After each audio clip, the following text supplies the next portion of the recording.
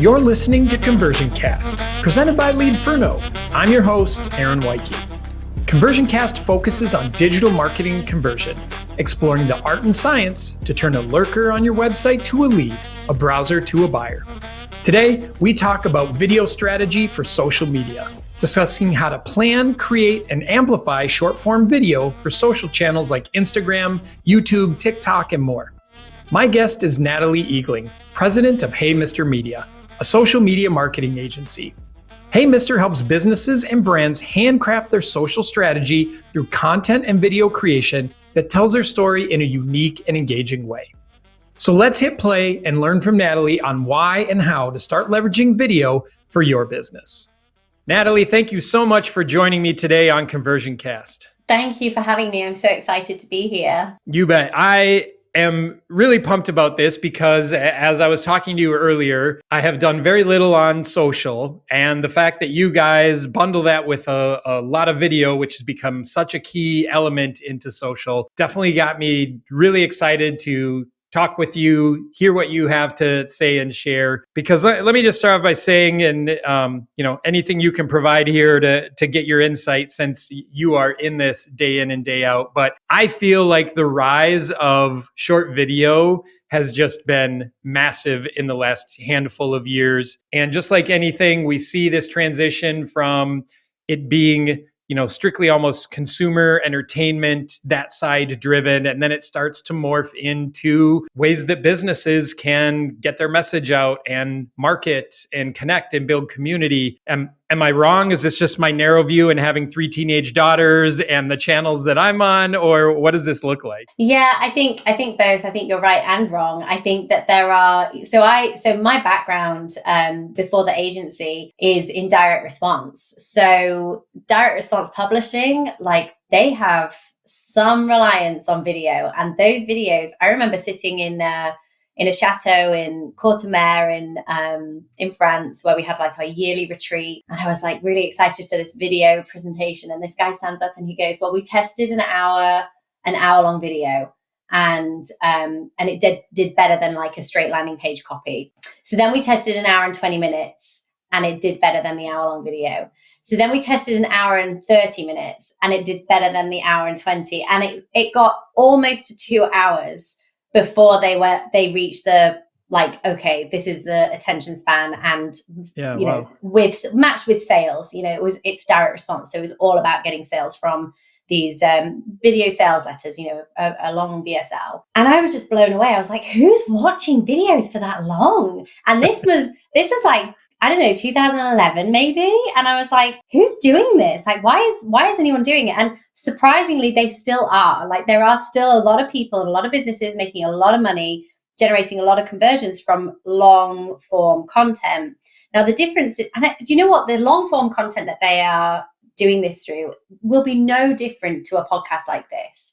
We all sit and listen to like these long, podcasts whilst we're driving, or whilst we're cleaning, or we're doing something in the house, and we're used to that longer stuff. But I think it's also quite generational. Like, I think someone like me, like I'm a millennial, like I'm pretty okay with going, yeah, I'm popping my earbuds in and I'm doing a workout and I'm listening to this thing or whatever. Whereas I do think you're right. I think, the fact that you're living with did you say 3? Yes. Did you say girls? Yes. I mean, I have 2 very young girls, and 3 is like, I would be tapped out at that point. I'd be probably leaving. So 3 teenage girls is good for you. Let me know how it goes.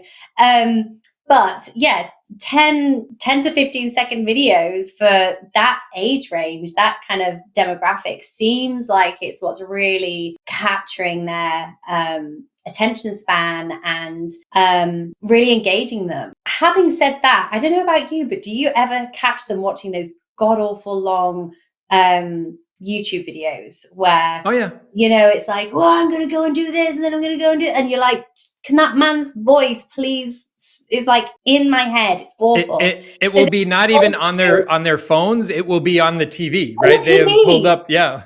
Yes, drives me insane. But so they are still engaging with the longer form content. But I think what's happening is it's Gary Vee, I think he called it the breadstick strategy, where because he's really good at producing this really long form Yep. content, and then he breaks it down into the smaller chunks that they're the mic drop moments. They're the quick non-context pieces that someone can take away from it. But the idea is that those are breadsticks, those are crumbs along the way, before you get to kind of like the main meal kind of thing. And so I think that even in kind of what our kids are consuming and kind of Gen Zers are consuming, I think it's similar. It's like they have the smaller, like these breadcrumbs, and the idea is that they're engaging with an influencer or a brand along those, with these small digestible super short pieces. But ultimately, when they have the time and inclination, they may then still be sitting down to watch, or walking, or whatever they're doing, and watching or listening to a piece of content that is longer. So I think it's on both sides. But I absolutely agree, though.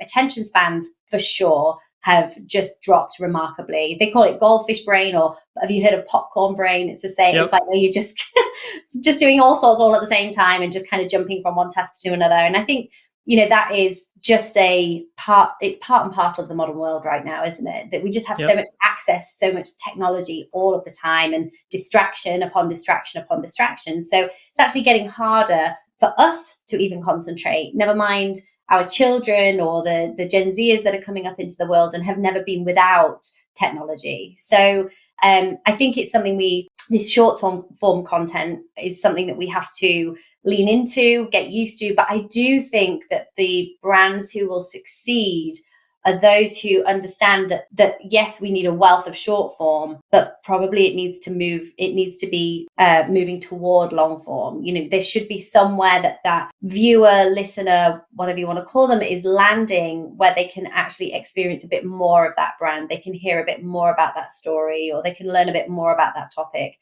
Because ultimately there will be subsections of that audience who are craving that too. Yeah, totally get it. Let's take a look at with your agency, Hey Mister, and when a business comes to you and they're looking to, up their social. I mean, maybe first we should start there. I'm guessing you see a majority of people looking to up their game rather than we've done nothing on social and we want you to help us get started. Like, what does that look like? Yeah, I mean, we occasionally do have the odd brand that's like, yeah, we have barely scratched the surface and we need some help. But most of the time they come with, a reasonable sized following, and,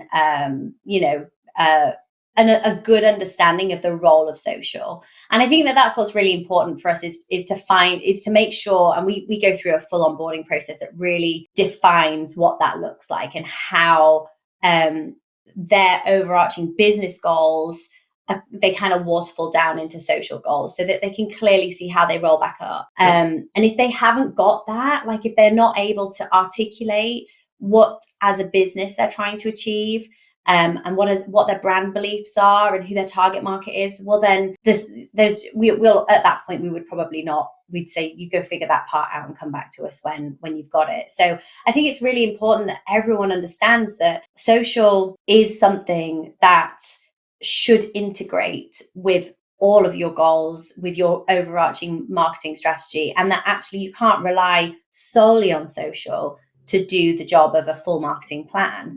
And I think that's sometimes where clients can even if they've worked in social for a long time, they can sometimes perhaps be a little bit misinformed about what the success metrics really could look like through social, because they can be fabulous. But most businesses are not selling, shoes and AirPods. They're what we kindly call really boring businesses. And boring businesses don't have to be boring on social, but a boring business really does need to try a little bit harder to be able to sell their either information or product or service. And I think that's the challenge. So what we often talk to them about is we'll literally demonstrate the the marketing funnel and we say, well, you know what, social is right at the top. It's the brand awareness piece. Yep. And ideally, so we just take care of the social. So we'll do social organic and social paid. But ideally, this client, any client that comes along, is doing a couple other things along the way. So ideally, they've got an email newsletter. Ideally, they're running some search campaigns. Ideally, they have a good website and they've got some SEO on there that's kind of driving traffic back to that brand. And it's all of those things working together. It's the kind of whole, a rising tide lifts all boats kind of situation. Yep. Of course, attribution is a nightmare now and is going to probably just get worse. But the idea is that we want to be investing in these channels, even if we can't necessarily attribute directly back to them. That we want these clients to come in and really understand that social has a really important role, even if you can't track it. Now, of course, when you get through the funnel and you get to the bottom of the funnel, we can do conversion campaigns that absolutely you can track and are absolutely measurable and attributable. But I think you can't do one without the other. So you kind of have to have the top of funnel, the bottom of funnel. And if you've got a numbers-based person involved in your strategy, they'll kind of go, well, hang on a minute, we're paying how much for this and how much for that. And yet this is the only place I'm going to see a conversion. But it's like, actually, you will see a ton of conversions up here, but it's just that you'll see them on your AdWords campaign, or you'll see them through your SEO work that you're doing, or, like direct will just show up on your analytics and you're not entirely sure where they're coming from. This is it. So I think it's that understanding of brand awareness as well that social can bring, that can sometimes feel like a more difficult conversation to have. Yeah.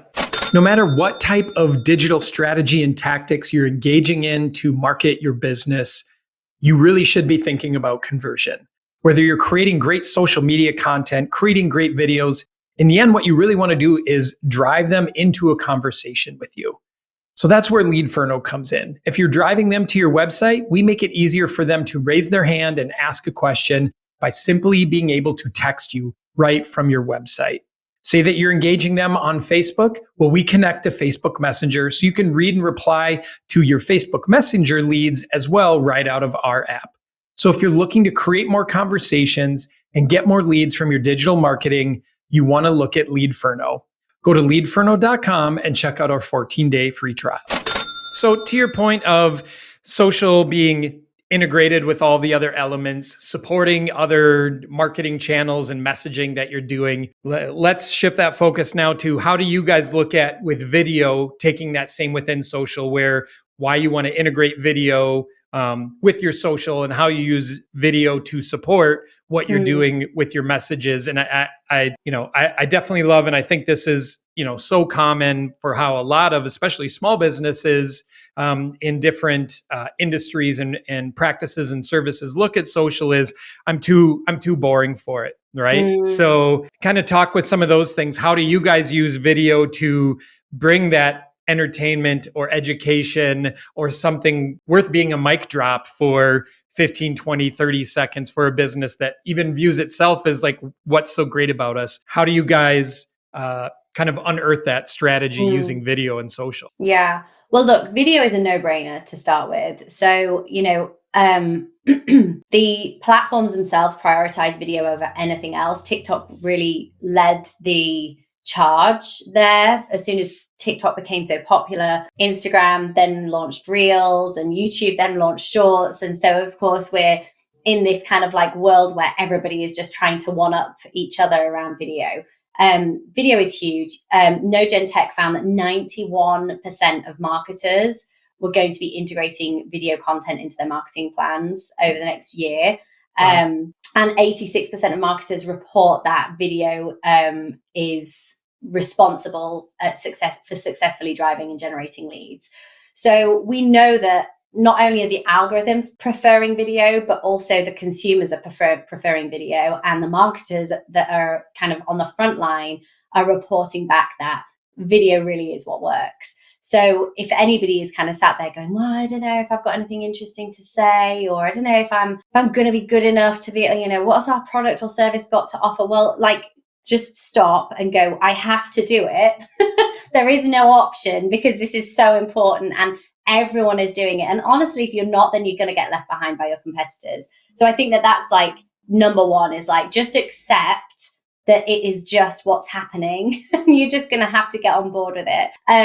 But to your point, kind of around what makes a good video and how brands can kind of present themselves online in a way that is engaging through video. I think there are a couple of principles that we try to use. So, for example, authenticity. I know it's like such a buzzword at the minute, but authenticity is really, really important. So we are a team of crack iPhone users. Like, we are great with the iPhone. We know everything that we can do with an iPhone. And honestly, we've tested so many times iPhone versus more professionally shot video, because we do both. Yep. We have a huge production team as well. But honestly, when it comes to social, iPhone footage, that authentic, scrappy looking footage, even stuff that's maybe got, poorly typed, you'll have seen it, like poorly typed subtitles, like that more authentic, rough around the edges kind of content is by far outperforming anything that looks more professionally shot. And I can almost guarantee that every single listener on this podcast has got the equipment that they require in their back pocket. So if there's someone sat there going, I don't know how to do it, I haven't got a team, and I don't have the equipment, like I haven't got like it costs like $20 to buy a tripod that you can just stick your phone on top of, and it has a ring light attached to it, so it gives you the great lighting. Like, they're the things that I'd say are the most important things. And even then, they're not that important. But having great lighting, great audio, like if you can do a face to camera and you can talk about your product, your service, you can talk about a client, a win, something, some success that you've had, a time that you, won something great, an award that you won, you're there at the award ceremony or out there with the client, chatting to the client, and you just catching them on video. Well, for any service-based, quotation marks, boring business, like those kinds of pieces of what we would call BTS, behind the scenes, like the peek behind the curtain footage, are so engaging and so interesting, and just show like what your life as that founder, business owner, marketer, whatever you are, how your life works and how things, how you engage and interact with the world, but also how your clients are interacting with you and that kind of thing. Like, that can go way further than some kind of snazzy looking case study that's really impersonal and really and it doesn't offer that authenticity. So I think if everybody kind of like sticks with just those things, like just be authentic and like use the phone. It's there, it's easy, you know how to use it. There's cheap equipment if you need it that will make it even easier to use. Yeah. So the barriers to entry are lower. They're not as high as what a lot of people think, or they're putting in their head. I loved you mentioning that. This is where I want to go next, mentioning BTS and behind the scenes. Yeah. Do you guys have other kind of strategic or thematic things that you look at when you're talking to clients where you bucket and kind of map out for them? Like, here are BTS opportunities. Here's tips. Here's this. Like, what do those look like for Hey Mister when you're sit down and talking with someone? What are some of the common ones that you're mapping out to get them to understand there's a lot of content opportunities that they don't realize? Yeah. So yes, that's how we do it. So you're digging into our secret sauce. So we plan content pillars for all of our clients. So we'll sit down and look at what's going on in their business. We talk about their strategy. We understand how that rolls up into the kind of wider business goals. And then from all of that, we then kind of, we outline maybe 4, 5 at a push, like you said, content buckets, what we would call content pillars.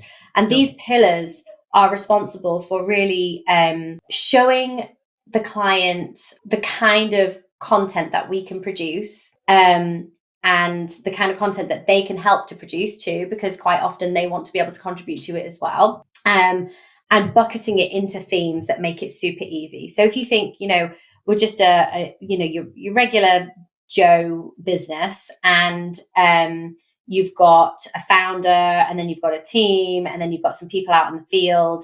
Well, like, there's so many opportunities to capture the content that you would need. You probably only need to post 3 or 4 times a week on, say, Meta.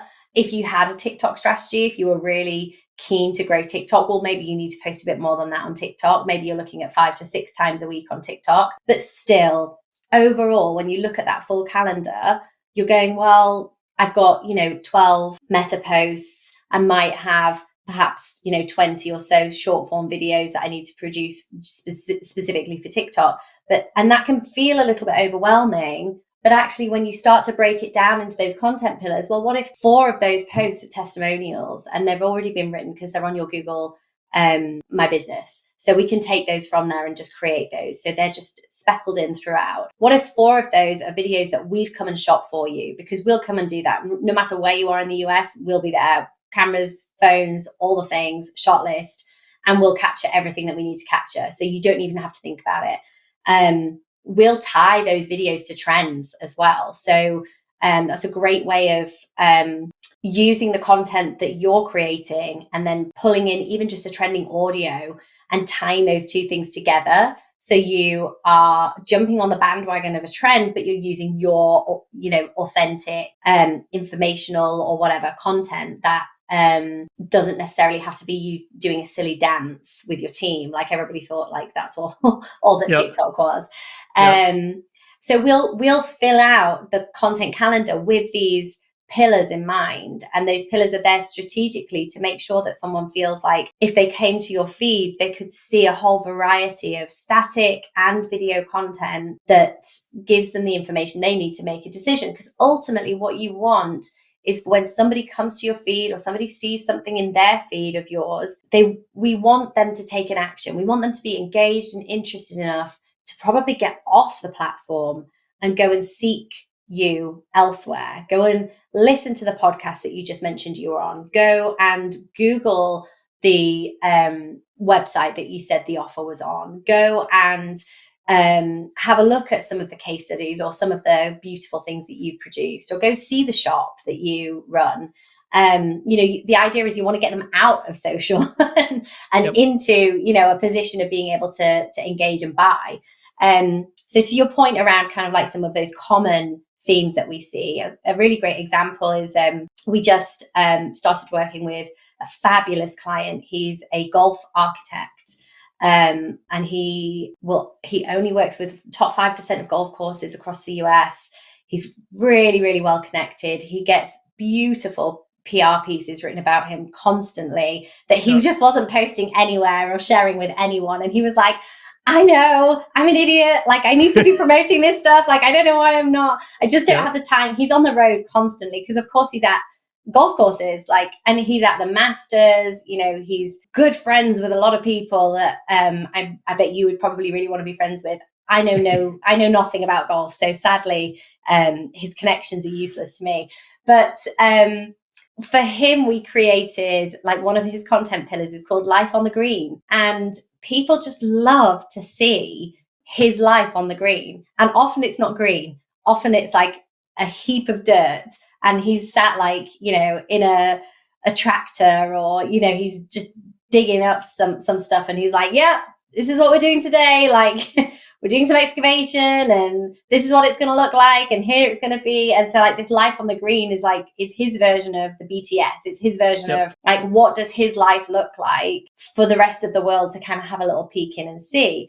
On the flip side, though, we have another content pillar, which is all about kind of the beauty of the game. And so he flies drones. So he has this gorgeous drone footage that just oversees all of these beautiful courses that are finished. And he's so proud of them as well. And like, they're all very historic, they've all got real history behind them.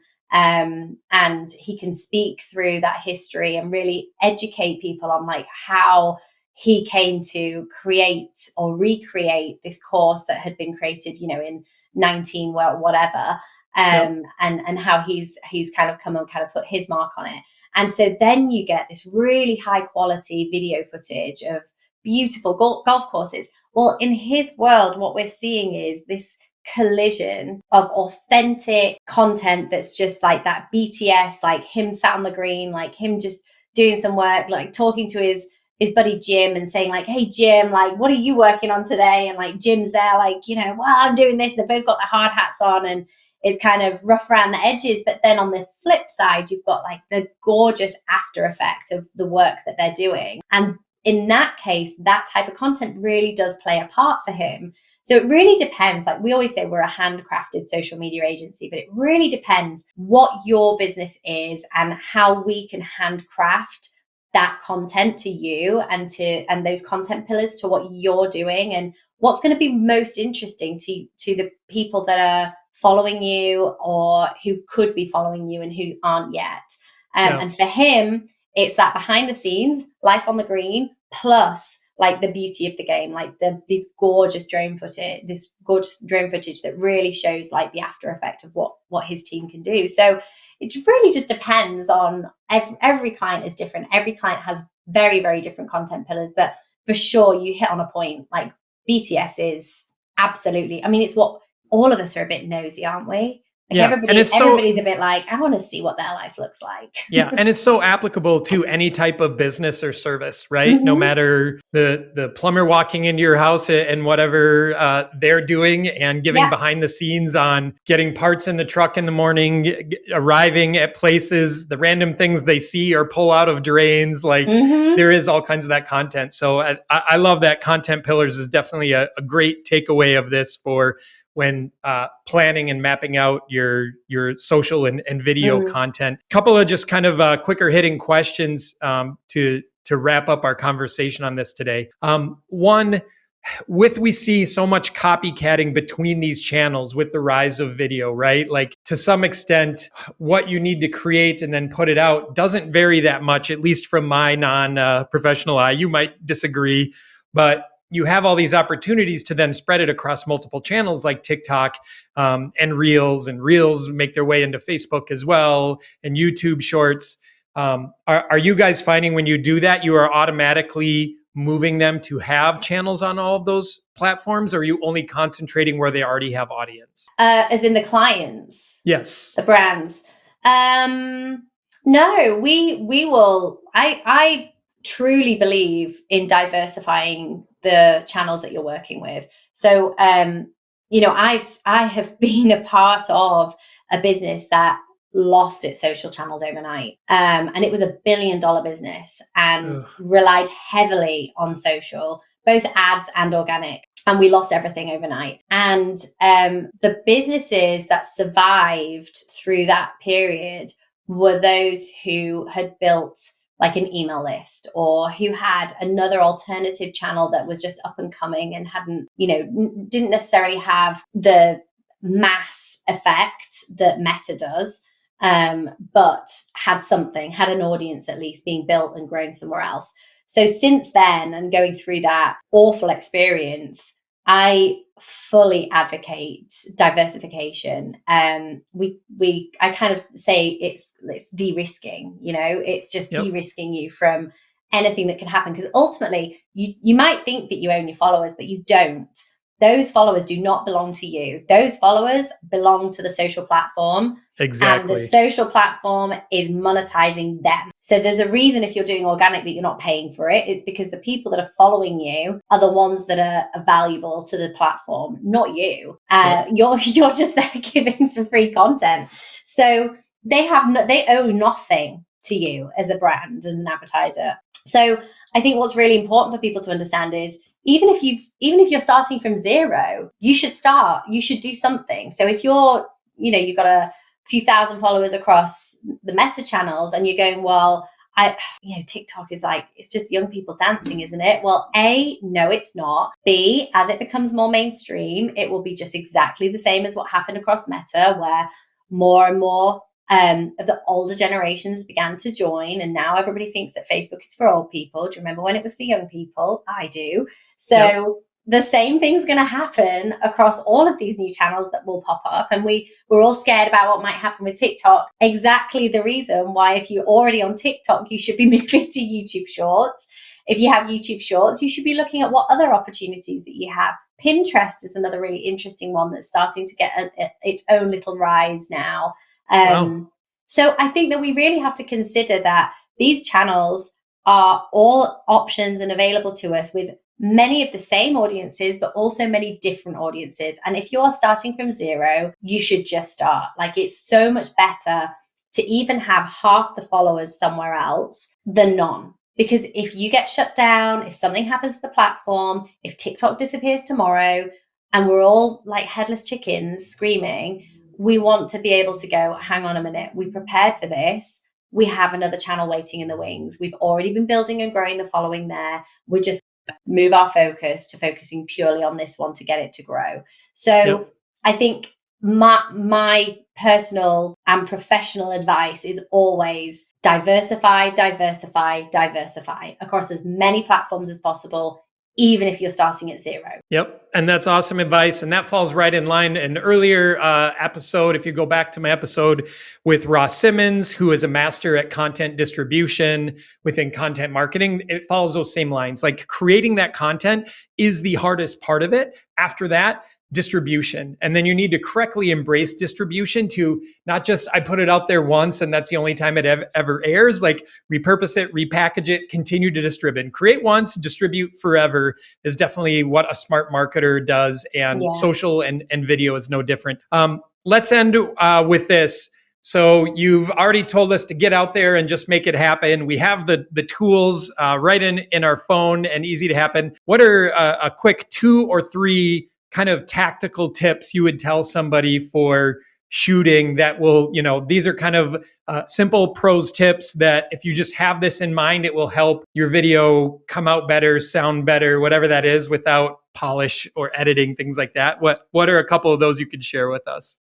Good lighting, a clean camera. You'd be amazed like how easily these things get blurry and dirty and fingerprints all over them, especially if you've got kids. Yep. There's something really simple called a screen wipe and it works great. So clean camera and clear audio, like key things. Last one I guess is subtitles. Always use subtitles on your videos. So many people watch video with no sound. My husband is not one of them. If there's any other women listening who happen to have husbands that listen to really noisy videos at 11 o'clock at night, they will know that husbands are not the problem here. Everybody else in the world, though, outside of them, listens to videos on silent. So they're watching it and reading the subtitles. So subtitles always, even if they're bad subtitles, they're better than no subtitles. So, and just don't be too picky. Don't be too perfect is not the goal here. Authentic is. Yep. Awesome. Great advice. Those are great tips, especially such a basic thing that I've had to think of before myself, like wipe the camera lens, right? Like such a basic thing, but you're exactly right with that. Natalie, thank you so much for sharing just an incredible amount of information on this.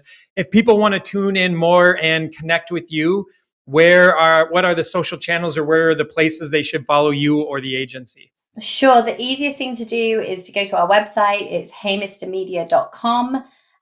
Hey Mister is hey and then MR, heymistermedia.com.